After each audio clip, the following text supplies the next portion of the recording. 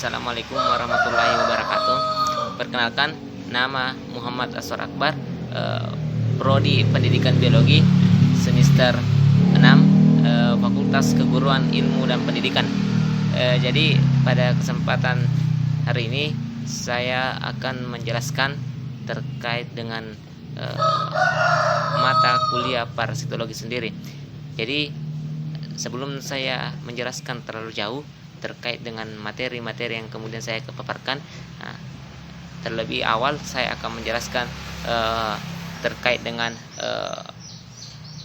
pengertian daripada parasit dan parasitologi sendiri. Jadi adapun pengertian daripada parasit itu merupakan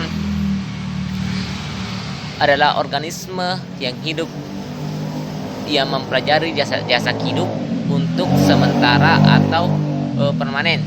Artinya di sini ini bersifatnya ada yang sementara dan ada juga yang sifatnya permanen. Terus yang mengenai parasitologi adalah organisme yang hidup pada permukaan tubuh atau di dalam organisme lain untuk kelangsungan hidupnya, mengambil sebagian atau seluruh hidupnya makanan serta mendapat perlindungan dari organisme yang lain. Artinya apa? Di sini di dalam suatu organisme di dalam permukaan tubuhnya itu untuk melangsungkan hidupnya dia harus mengambil makanan dari organisme lain supaya agar tetap mempertahankan kelangsungan hidupnya. Suatu organisme ini harus bisa mengambil makanan dari organisme lain untuk mempertahankan kehidupan selanjutnya. Nah, selanjutnya adapun pengelompokan parasit. Seperti kita ketahui, dalam pengelompokan parasit itu terbagi atas 3 kelompok. Yang pertama adalah protozoa, yang kedua adalah cacing helminthes, dan yang ketiga adalah serangga atau arthropoda. Nah, di dalam protozoa ini merupakan hewan yang bersel satu. Artinya hewan yang bersel satu adalah artinya tunggal. Dia sendiri, dia tunggal di protozoa ini yang memiliki tapi dalam protozoa ini dia memiliki fungsi yang sangat lengkap. Yang pertama dia memiliki reproduksi, dan yang kedua adalah pencernaan, dan yang ketiga adalah pernafasan, dan yang keempat adalah ekskresi. Nah, itu adalah fungsi-fungsi daripada protozoa yang dimilikinya. Yang pertama adalah reproduksi, yang kedua adalah pencernaan, yang ketiga adalah ekskresi, dan yang keempat adalah pernafasan. Terus yang kedua adalah cacing atau helminthes. Nah, adapun sifatnya itu terkait dengan cacing atau helminthes ini adalah merupakan multisel, bentuk simetri dan bilateral. Nah, kedua sifat dia miliki, yang pertama adalah multisel dan yang bentuknya simetris.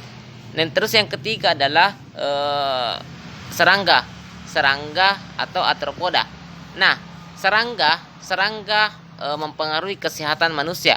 Nah, ini juga salah satu bentuk yang biasa yang sering kali kita temukan.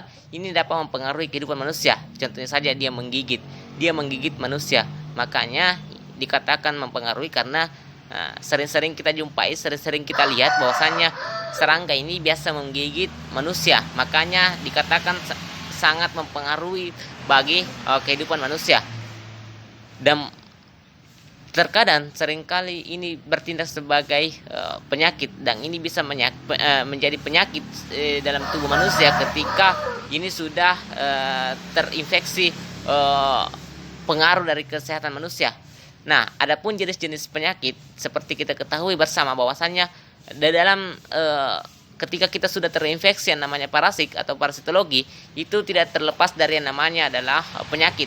Nah, adapun penyakit-penyakit yang dapat ditimbulkan dari parasitologi sendiri, yang pertama adalah malaria, yang kedua adalah amoebiasis, dan yang ketiga adalah filariasis. Nah, terakhir adapun upaya-upaya untuk menghindari siklus parasit. Yang pertama adalah bagaimana kemudian kita bisa mengobati penderita. Ini caranya untuk bisa menghindari siklus parasit. Artinya apa?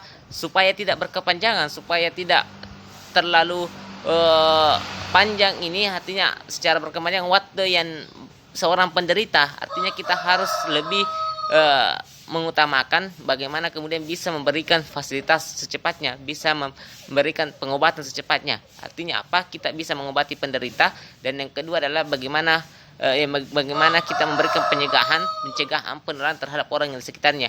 Nah, itulah sedikit terkait beberapa materi yang sempat saya sampaikan terkait dengan mata kuliah parasitologi sendiri. Jadi terima kasih atas waktu, dan semoga ini bisa bermanfaat bagi kita semua dan bisa kita pahami dan bisa menangkap makna daripada terkait dengan parasit sendiri. Artinya kita bisa tetap menjaga, mewaspadai terkait dengan parasit sendiri. Semoga bermanfaat.